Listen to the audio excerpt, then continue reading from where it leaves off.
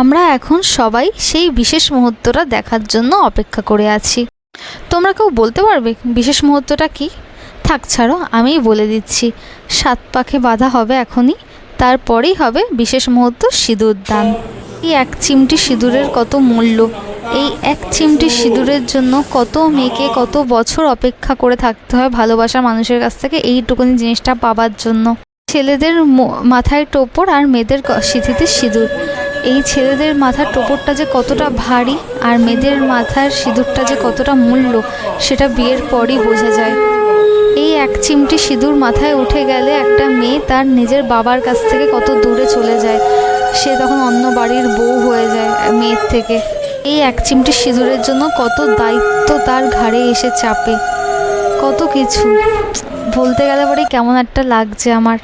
এই সিঁদুরের মধ্যে একটা রহস্য লুকিয়ে আছে।